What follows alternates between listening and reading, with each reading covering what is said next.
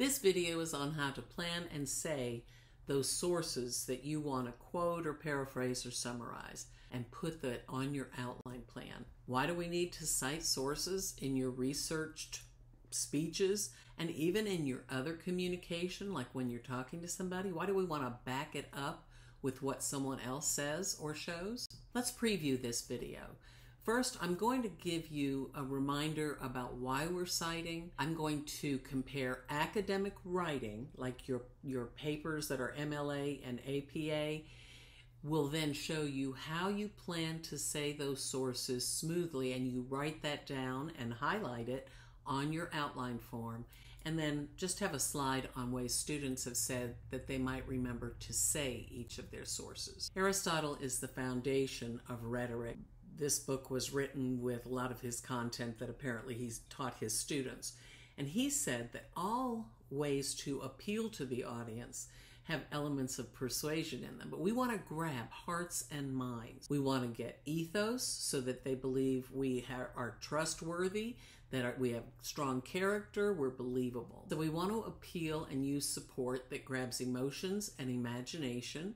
And we want to do this one students often go to first for their academic writing and even in their speeches until they're told, hey, you need the other guys too. Logos is the third appeal. We are using logic, evidence, and consistency. So we want to use our cites to elevate and get the ethos going and some strong logos, right? Personal knowledge and experience plus these outside sources. Somebody else says so too. Or this actually gives evidence that supports it when I share their quote. It'll increase the credibility of your speech, the believability. It'll improve the accuracy of what you say. We sometimes have these vague ideas, but we want to say, here's some support that I'm quoting that will show you this is accurate. It'll give us that appearance of competency, and it'll sound more professional. You'll feel like you've got more ethos.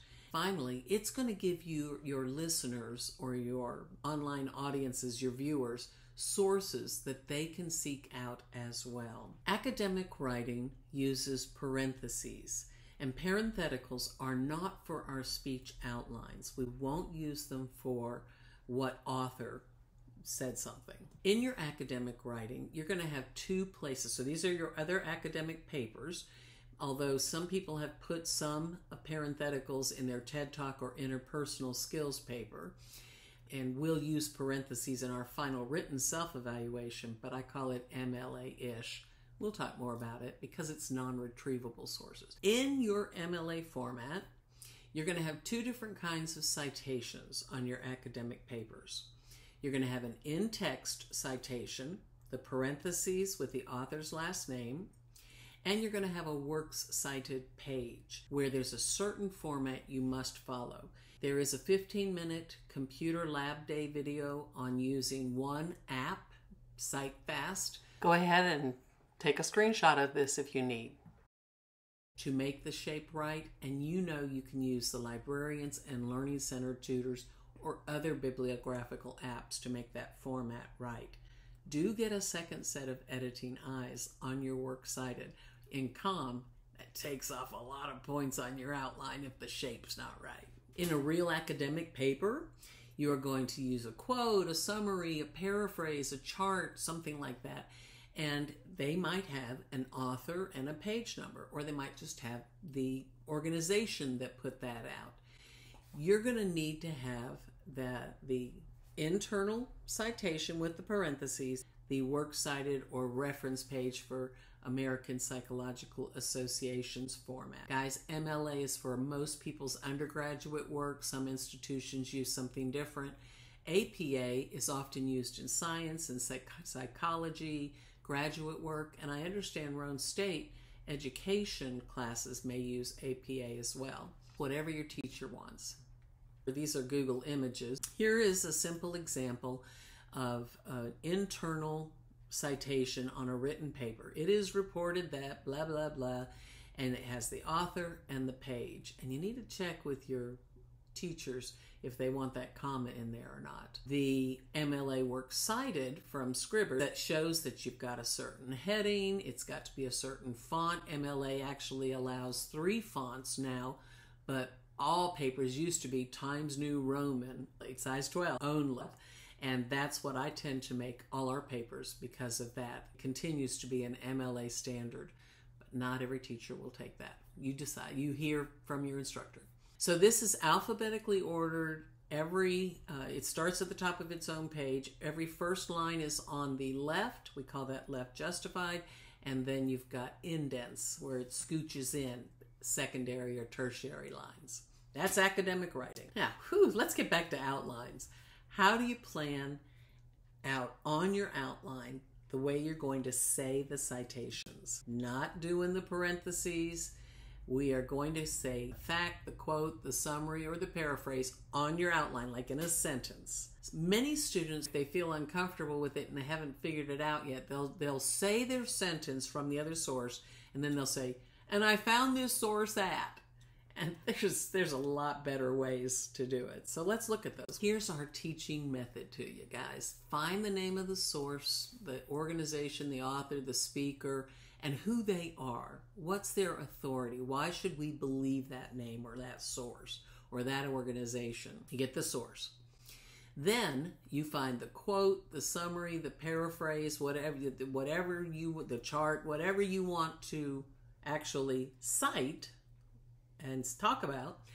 And you can either use according to, or you can connect the source and the fact with a strong verb. And it gives you lots of examples from Amy Cuddy's 2012 TED Talk sentences. It gives you lots of verbs adapted from my 2017 list from our library. Remember, although the Cuddy sheet says you can say the source at the beginning of the sentence where you've written it down on your outline, at the middle of the sentence, or at the end, some more recent research indicates that if you say the source first, it helps your listeners. It reduces their cognitive load. So let's look at some ways we can actually show the authority of the source in our words said to our audience. These are a little student, or one of them is my example on saying the source name but adding the authority in there. The Tennessee region of the Red Cross, who serves 6.6 million people in all 95 Tennessee counties, says or shows, right? Or Peggy at Brick House Fitness Campus in Crossville, a competitive weightlifter and ASF certified personal trainer, reports blah blah, says that. Dr. Alex Lyon, an influencer called Communication Coach, whose mission is to, and he goes on, you can always look for organizations' mission and value statements. Any larger organization has one, where they establish what are their values or what's their mission. Check that out. Public's official website shows, right? So you would go ahead and put the word official in there because anybody can create a website. And you probably would not do 5 different pages from the Walmart website or something. That's one of your sources, right? You can see the other ones. Stop the video if you want to look at the last ones. Add the authority. You can look at your informative, demo, and persuasive exemplars. There's student examples for every one of our types of expository speeches. And look where they've yellow highlighted how they plan to say their cite. So let's finally look at the ways some students say they've remembered to say their citations when they're doing their speech. You've got the yellow highlights on the outline, and research indicates that the yellow highlights will help speakers remember to say it. You could even use a teleprompter or a poster behind your device.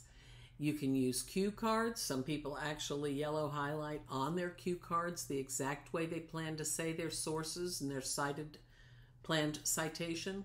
You could even use your slides occasionally for a cite or two. And the biggest tip is just to practice, guys. Practice, practice, practice, as Duarte says.